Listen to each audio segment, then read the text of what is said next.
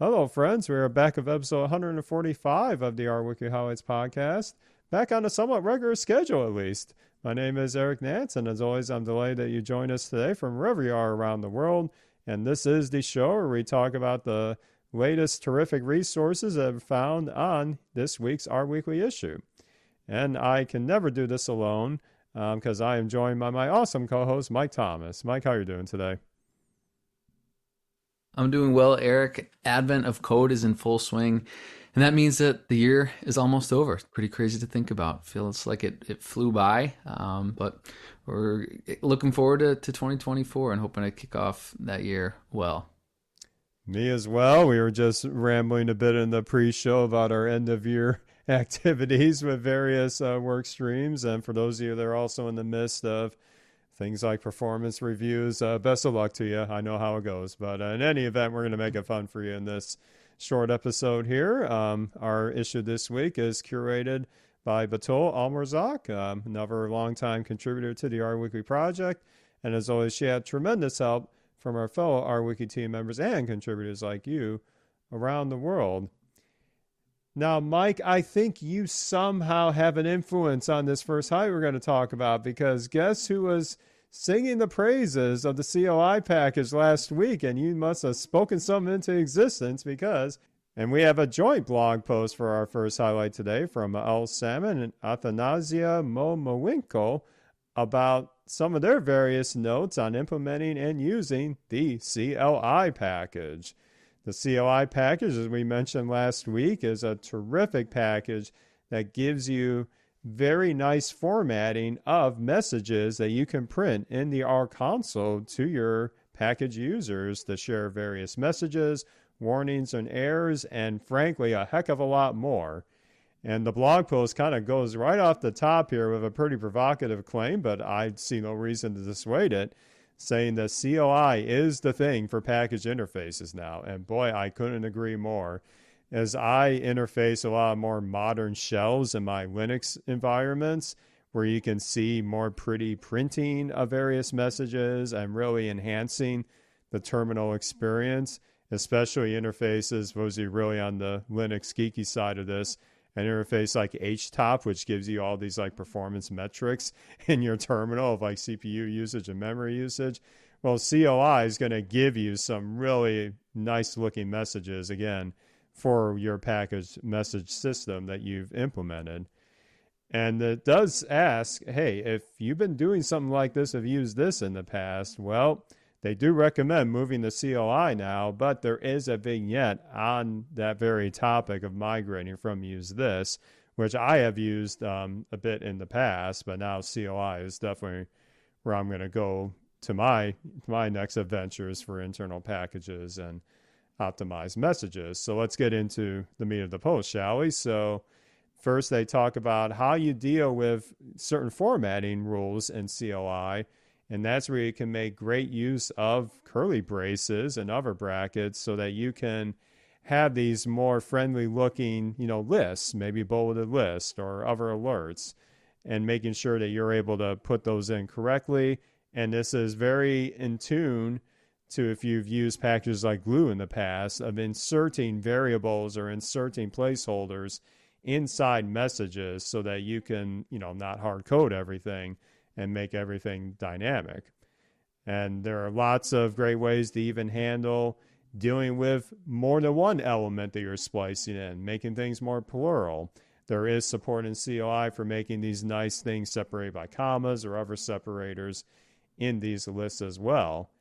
And then looking at the appearance, diving into that a bit further, there's even great sections in this post about using custom themes, custom classes, to change the style a little bit.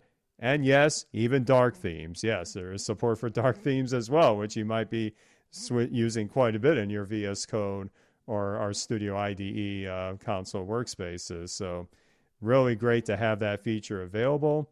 And another great part of the post is just what would you want to express with CLI? Is it just a message or is it more?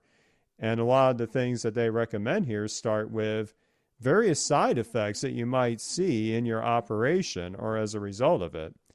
as Mike and I use Golem quite a bit, you'll often see as we create like a module or we create a new utility function, it's going to have messages in the console saying, okay, this was the file created. You can go here. It might open for you automatically, but it's giving you also some snippets you might want to paste into another part of your application, or at least things to be aware of. So that's terrific to know that there may be an additional action you might need to do manually, or to be aware that something's changed in your working environment. But CLI is a great tool to use for messages like that. And also progress, right?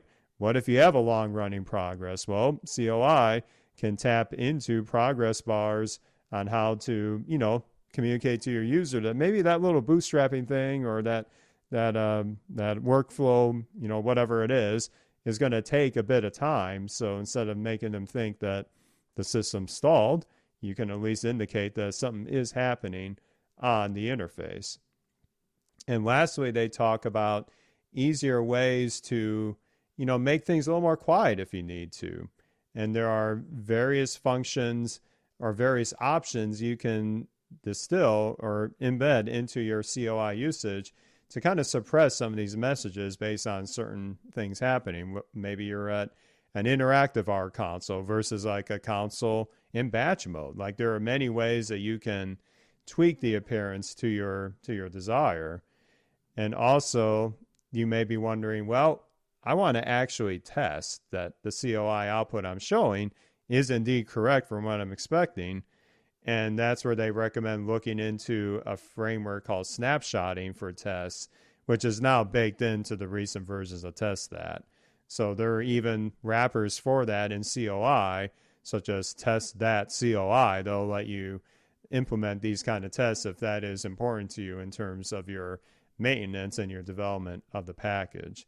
So this just scratches the surface, right? There are links to throughout the blog post on these vignettes that are getting into deeper dives in these various concepts. But I think CLI, like I mentioned last week, any of my internal packages in the future where it's going to be something that's bootstrapping a workflow, set of files, or doing some other operations outside the typical R process that you think of, such as statistical calculations, this is going to be my go-to to make that a friendly interface and making sure that the user is aware of what's happening and where to go next in their workflow journeys. So, Mike, yeah, you started quite a stir here from last week. What did you think about the summary here? I got no issues with keeping the CLI train rolling, and you're exactly right. Just cut and paste my monologue from last week about how much I love CLI and how important I think it is to introducing real usability and good user experience in the R packages and tools that you're developing for others to sort of make it obvious and neat and clean in terms of what is going on when they run one of your functions and what the issues are that they're encountering and how to solve them. But again, it's such a rich package and API that there are always things within CLI that I don't even know about. And it was great that Mael and Athanasia were able to put this blog post together to highlight some of those. Like you said, Eric, one thing that just is such a quality of life improvement is that use of curly braces, essentially, to have that glue-like syntax so that you're not, pasting all sorts of different strings together. It makes it very easy to do a lot within just a single line call, leverage variables in line within what you're trying to paste and things like that. There's a couple different types of classes that you should know about that you can include within those curly braces. There is a .run class, which allows the message, that portion of the message to be clickable, which is really cool. A .help class, which will also have a clickable link to a help topic. a .file class, which will have a clickable link to download a file, I believe. Actually, no, probably not download a file, probably navigate to that file. I think that's something that we've seen in the Golem package as well, and a lot of maybe the use this package as well, where you'll have a message in your console that actually has a clickable link to that file that's being talked about, which is so, it's incredible that Gabor, who's the author of the CLI package, as well as I'm sure many others on the Posit team and outside of that, have just made it so easy to do these things. Like I can't imagine how much Unicode handling must go into creating the little check marks, and even within the progress bar, some of these little icons within your console that show up are actually animated, which is crazy. I don't know how they pull that off, right? I mean, it's amazing. If you look at, I was just looking at one of the vignettes, and it must be CLI progress update or CLI progress step. And it actually is this little series of 6 dots that goes around and around in a circle right within your console. And it's head-scratchingly incredible. And I just can't believe that we have this functionality right within just a single line call, within one verb that we can use. And it's all taken care of for us. So there's really no excuse not to use the CLI package within your error warning and message handling within your scripts or your R package. The Tidyverse style guide, if you're looking at chapter 9 for error messages, it assumes that you're using the CLI package, and that the Tidyverse team is transitioning, they note, to use the CLI package, particularly for error message handling, because it makes it very easy to generate bulleted lists, uses that glue style interpolation, and just really provides a lot of convenience in terms of developing those error messages, those warnings, and those other messages. So, I have no issue with another blog post this week singing CLI's praises. Another thing that's just such a quality of life improvement and so easy to take for granted is its support for pluralization. So if you've ever had a character vector that you want to print out and sort of collapse, but you want to have an and or an or after that last comma, it can be pretty difficult to do that, or time consuming and lengthy syntax wise to do that using base R or paste or sprint F. Within glue and CLI, it's very easy to pluralize that list and format that really, really nicely. So I think, Eric, you covered a lot of the great components of CLI as it pertains to this blog post. I tried to hit on a few others, but really there's so much more to the package. So dive into the documentation, check out the vignettes, and just get your hands dirty with CLI, because it's very easy to get started with and get yourself up and running with. And I think you'll find some large quality of life improvements and improvements to your end users when you start to leverage the CLI package in your own work. Yeah, I can't echo enough just when you're talking about the progress indicators, just how much of a quality of life enhancement that is. And, the vignette where they talk about advanced usage of it, again, you can have the best of both worlds here. Optimize the experience for the interactive R console, looking at it through VS Code or RStudio IDE, but also in batch mode. They have ways that you can make it great for both. And boy, that's a huge win for me, where I do just as much stuff, if not more, in batch settings as I do in the interactive console. So there's lots of opportunities to really extend this and get some more advanced usage of it too. And in fact, there looks like under the hood, there is a C kind of API under this. So if you're proficient in C and you want to take advantage of that even further, guess what? You can do that as well if you're the C or C++ ninja, which many of you are that listen to this very podcast. So yeah, lots of opportunities to explore CLI in the future. Well, Mike, as we're talking about friendly interfaces with what the CLI offers, obviously a key part of what we've been talking about for years on this very show and in the R community in general is minimizing the friction to utilize best practices for reproducible research. And one of those aspects that historically has been a major problem in the terms of publishing manuscripts and the like is not even just having the code, but having the data available that was used to generate those findings. And it has been very difficult for many researchers to share the actual data that was used to perform those statistical analyses or visualizations or a combination of both in a particular manuscript. Our next highlight today is putting the spotlight on a very innovative author from the rOpenSci project that is trying to solve this for researchers around the world. This comes to us from the R Consortium blog, and in particular, they are spotlighting Mark Padgham, who is a software research scientist for rOpenSci, and his work on the deposits package. If you haven't heard of deposits package before, the goal of this package is to have a very universal, easy to use, API or client that can access these different portals for where you can add your research data, and to be able to have a nice plugin-like architecture to add more of these services in the future. And as of now, as of this recording, it supports the Zenodo and Figshare repositories for sharing your open data, but Mark does have plans to add more services via a kind of a plugin architecture as the package goes on. And speaking of the package development, it has been funded by the R Consortium through actually 2 grants now. I believe he is working on his second grant as he speaks. But the blog post, sits down with Mark and talks about various aspects of his journey.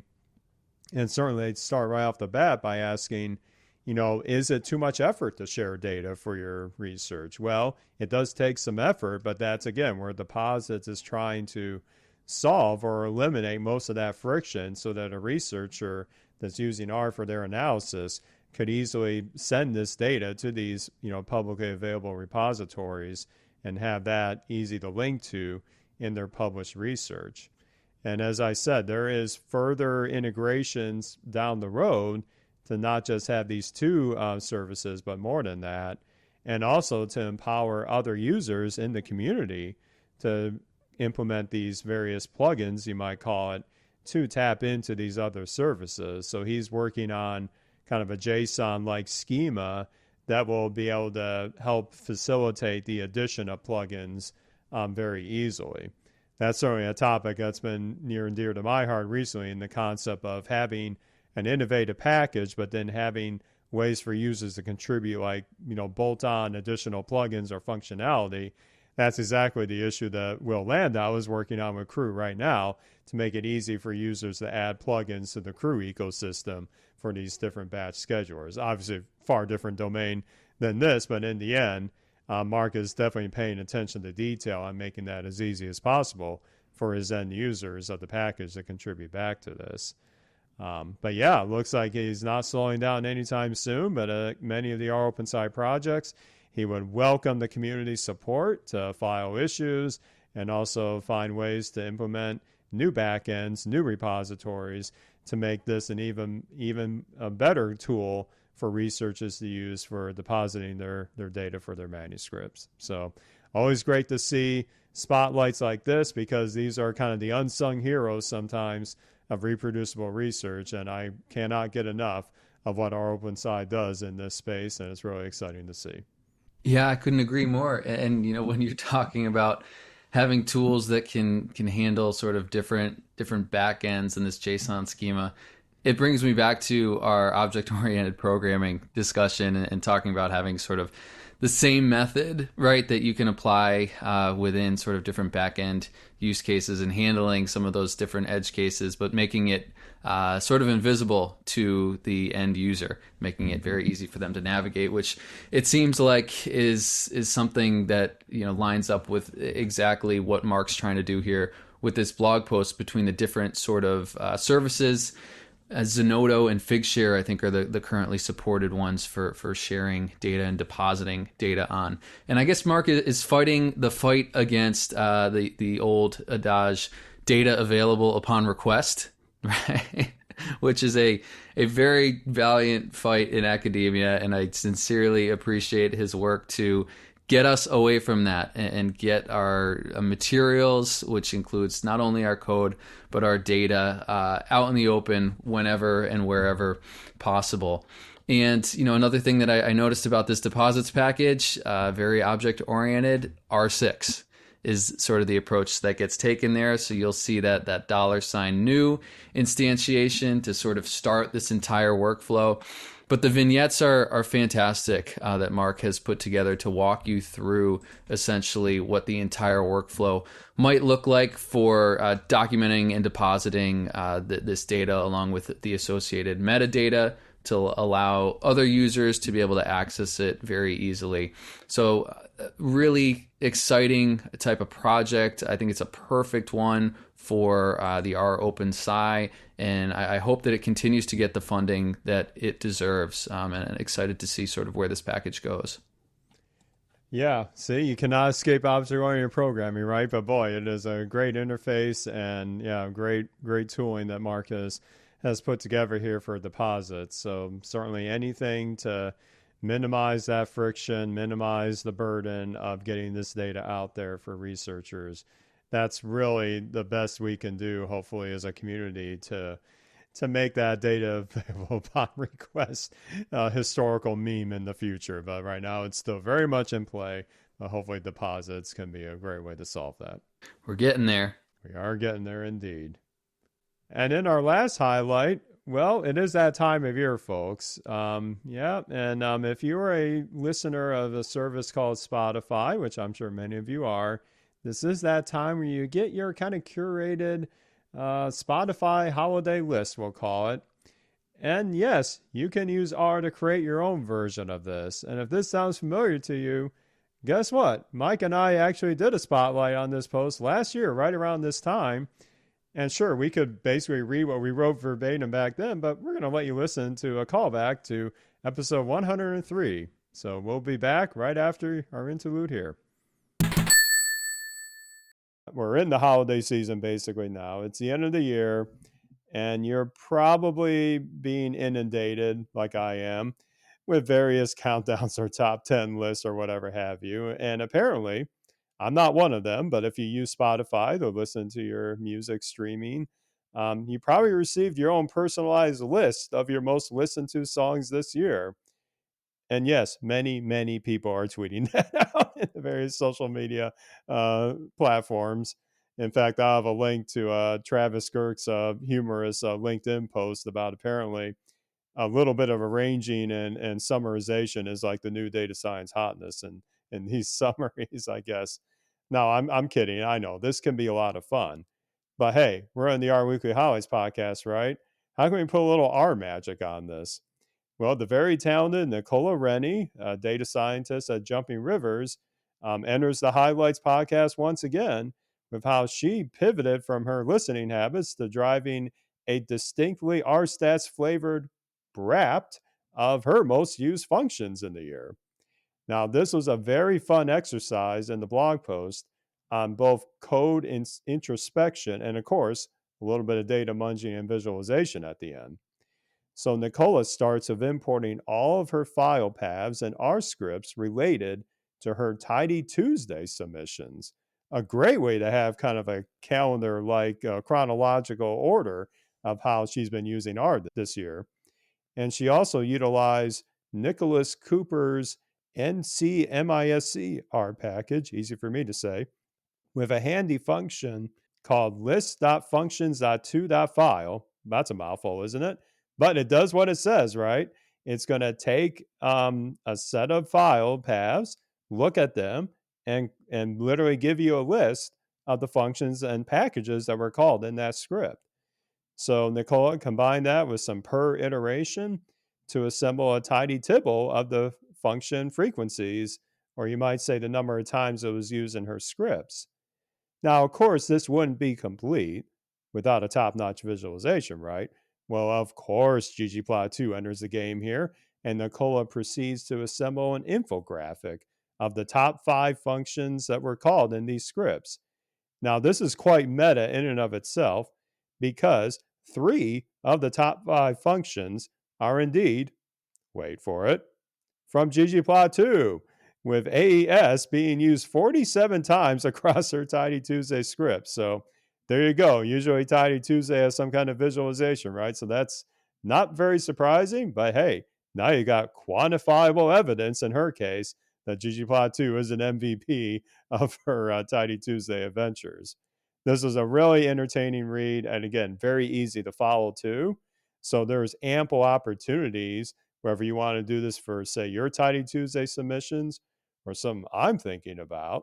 Say I have a directory of all my Shiny app code. What are the most common input widgets I use, or what are the most common reactive constructs I use? I could see lots of fun doing that. I'm a huge fan of Spotify Wrapped. It's like one of the easiest data products ever made. It's literally just a count and an order by. I think I saw some people last year tweeting that like Spotify Wrapped is the coolest AI I've ever seen, which is just hilarious because it's like a 2-line sequel probably. Yeah, Chat GBT it ain't, but hey, you know what? You got to start somewhere. I put out a tweet today that I thought was great. Hasn't gotten a whole lot of love, but for the 90s babies out there like me, we know that the original Chat GPT was Smarter Child. If you were ever on AIM, so I'm just gonna leave that out Yeah, there. leave that out there. Yep. Chat GPT isn't exciting me that much. I've seen this before. Anywho, people absolutely love Spotify Wrapped, so it was really cool to see Nicola implement this in an R spin. And that pipeline of functions that she uses that you mentioned, Eric, to find the most used functions across all your R scripts in a directory, that's really useful. I can actually see myself using that maybe to try to write an internal package and understand what are some of these functions that I'm just using all of the time. I don't know. So I feel like there are a couple different interesting ways that I might be able to leverage that particular logic that she's put together, which is really nice. I'm looking forward to creating my own Spotify Wrapped using Nicola's code this afternoon. I would love to see how my most used functions have changed over time. Ooh, I love that idea. That might be scary to look at. And probably, if I looked in a year from now, there'd be a lot of movement from group bys and ungroups away into the .by argument. So we'll see. One of my favorite parts of the viz that she puts together is the color change at the top that makes it look like someone took a bite out of the visual. And she does it with some cool sort of random number generation with a particular seed, as well as the cumulative sum function. Just really sort of brilliant code to create what looks like someone taking a bite out of the corner of the visual. So I highly recommend you checking it out. Not a ton of ggplot code, like a surprisingly small amount of ggplot code to create this beautiful visual. So I am absolutely excited to test it out myself, and I would encourage everybody else to test it out themselves and toot or tweet their results. Yeah, and the key part is that there were no custom other programs to help with that visual, right? That was all in ggplot2, all in R itself. So yes, another win in the ggplot2 notch, if you will, for creating infographics that you would never guess were produced by R. Another fantastic visual. And yes, even these top lists are also fair game here. Really, really great read. And yeah, if I turn loose on that set of code for the R scripts I made for my dissertation compared to now, I don't even want to know. Oh gosh, no. I've not looked at that code for many, many years, but it's on my hard drive here in the basement somewhere. I don't have the guts to look at that, but it would be a fun exercise nonetheless. Yeah, keep it tucked far, far away. Yes. No one's going to hack that little NAS over there, so thank goodness. Well, I hope you enjoyed that little stroll down memory lane. But again, Nicola always does a fantastic job with her posts, and it's great to have an encore once in a while on the R Weekly project here. Speaking of R Weekly, there is a whole bunch to choose from in this episode of additional finds, new packages, new uses of R in industry and academia, and whatnot. So Mike and I will take a couple minutes to talk about our additional highlights here. And this will be no mystery to those that have heard me recently, but I'm firmly on the WebAssembly train for a very important project. And I'm not the only one. The esteemed Colin Fay himself, the author of Golem over at ThinkR, has updated his explorations with WebR and a new blog post where he now changes how he preloads packages and functions in his WebR prototype because George Stagg at Posit has released version WebR 0.2.2, which has a very important new feature because now you can mount the WebAssembly file system as part of the JavaScript backend that you can tap into. In particular, this is called Emscripten's fs.mount, I believe. Again, I'm learning all this on the fly here, but this opens up a lot of possibilities for how you can inject files such as binary installations of our packages into the same project file space instead of trying to mount them individually one by one downloading online. So this is all part of an effort to make it much faster to get these WebR powered Shiny apps or anything depending on WebR up and running very quickly. There's still more work to be done, but it's great to see people like Colin Fay. I've also been watching Bob Rudis explore this space quite a bit heavily in his recent Mastodon tudes. So there's a lot happening in this space. So again, great job, Colin, for pushing the envelope even further with the rapidly developing ecosystem of WebR. And Mike, what did you find? You can't blink. You might miss something going on in the WebR ecosystem. That's awesome. So I found, and I can't believe I haven't found this before, but this resource called Healthy R, which is R for health data and data science. And it looks like it's put together by a few folks who work at, let me get it right here. It looks like Sarah Elliott potentially, and it's a partnership maybe between the University of Edinburgh and the Usher Institute. And there's this phenomenal website called healthyr.surgicalinformatics.org. And it is complete with links to a full book that has been written that's published on the CRC Press called R for Health Data Science. It has links to long demos and videos about doing R within health data science. There's a whole Quarto workshop. There are videos and GitHub repositories. There's a Healthy R Advent calendar there. There are notebooks, cheat sheets. It's an incredible amount of resources for anybody who works within the health data science ecosystem and leverages R. So I would highly recommend folks check out sort of this wealth of resources that may be interesting to you. And hats off to the folks sort of behind, not only the work here, but this beautiful website wrapping it all together. Oh, wow. I love it. I was pulling this up as you were talking, and this is extremely powerful, extremely handy. If you're in any kind of health-related field and want to use R, this is a terrific place to start. Yes, I will be definitely keeping an eye on this. Both, great content in and of itself, but also the way they organize it. Yeah, this is top-notch stuff. So certainly I'll be keeping an eye on that quite a bit. Yeah, it looks like the team runs some training. They have a 2.5-day quick start course on statistical tests, data wrangling, time to event data like Cox regression, and then a 1-day course on practical logistic regression. So maybe something that might be very interesting to you and your organization if you operate in this space.